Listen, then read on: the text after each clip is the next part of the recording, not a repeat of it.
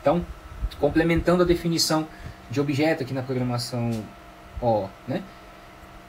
Características, comportamentos, estado atual, né? Então, atributos, métodos, status, né? Todo objeto obrigatoriamente tem que ter atributos, métodos e um estado atual. E também, isso aqui é importante, tá?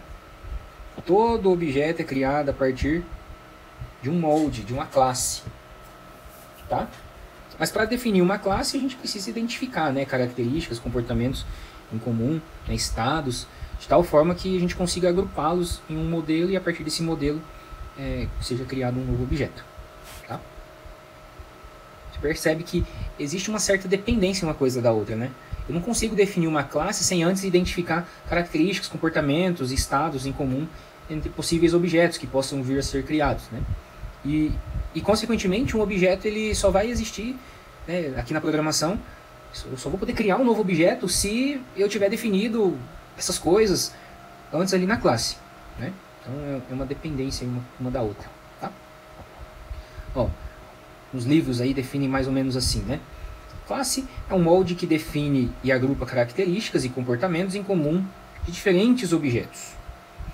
É a partir de uma classe que um novo objeto pode ser criado, tá? Aqui na programação orientada a objetos, né, em termos de orientação a objetos, a gente vai ver muito esse termo criado ou instanciado, tá? Então, quando a gente mencionar assim, quando eu mencionar uma nova instância, é porque eu estou criando um novo objeto, uma nova instância daquela classe. Cria aí uma instância, né, instancia aí essa classe. Então, quer dizer, cria aí um objeto a partir dessa classe, né? É na classe que são descritos e definidas as propriedades e funcionalidades que cada objeto terá, né? Isso, o que é uma funcionalidade mesmo? Isso, né? Um método. O que é uma propriedade mesmo? Atributo. Certo?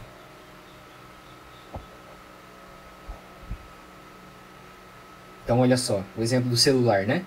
Bom, então isso aqui provavelmente era um protótipo, né?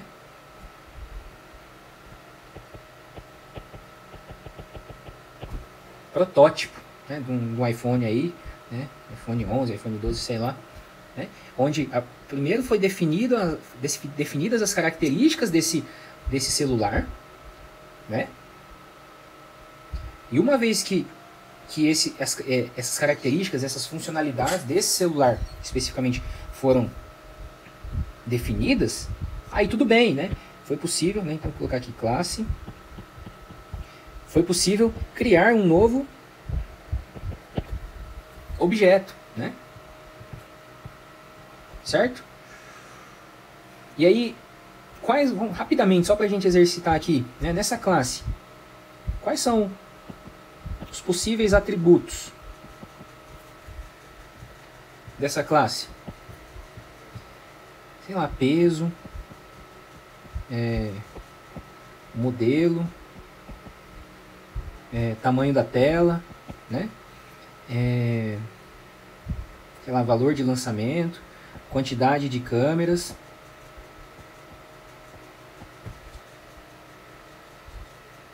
certo? Quantidade de chips,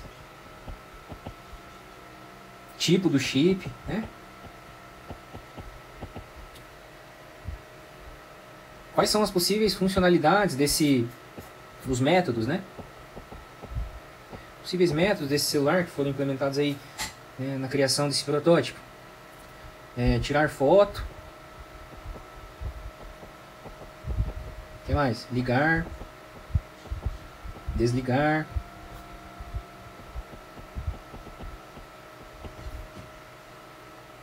Certo? Beleza, pessoal? E aí, na criação desse novo objeto... faltou um aqui, importante, né? A cor, né? Na criação desse novo objeto, quais são os valores desses atributos? Bom, o peso provavelmente vai ser igual ou similar a todos, né? Sei lá, né? O modelo, sei lá, XR12 Plus, né? A tela, 6.2 polegadas, né? Valor, certo? Cor, esse aqui nesse caso branco, né? Então cada objeto vai ter os mesmos atributos, os mesmos métodos, né? Ou seja, cada celular que for criado a partir desse protótipo vai ter as mesmas características. O que pode vir a mudar são alguns valores, né? Ou todos, ou, né? Os valores que em relação a esses atributos, mas os comportamentos vão ser iguais, né? Porque se eu não tenho um comportamento padronizado entre todos os os objetos, né, que eu considerei que são comuns, então esses objetos não pertencem à mesma classe. Beleza, pessoal? Bom, estrutura geral de uma classe, né? Então, para definir uma classe, né, qual que é a sintaxe, como que é a organização, como que eu organizo essas informações, né, dentro de uma classe? A gente vai ver com calma, né, claro, como implementar isso na linguagem Java, né? Mas antes disso, vamos entender mais ou menos a organização disso aqui. Então, basicamente, eu tenho, deixa eu ver aqui, eu tenho né, as palavras reservadas aqui, né? Isso pensando ali no Portugal. E aqui o nome da classe, tá? Esse nome da classe, ele precisa seguir mais ou menos o formato que está aí, né, em texto. Aí, né? Tudo junto. O nome tem que ser tudo junto. Sem espaço, né? Sem espaço em branco. Né? Todas as iniciais maiúsculas, tá?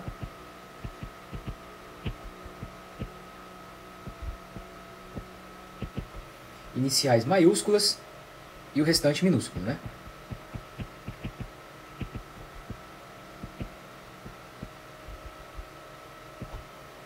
Tá? Eu posso ter aqui no meio, né? No meio aqui do nome da classe, eu posso ter números, tá? Existe essa possibilidade, tá?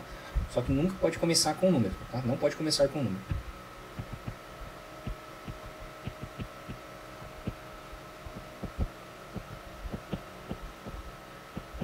Melhor dizendo, né? A ideia é que tem que começar com uma letra maiúscula.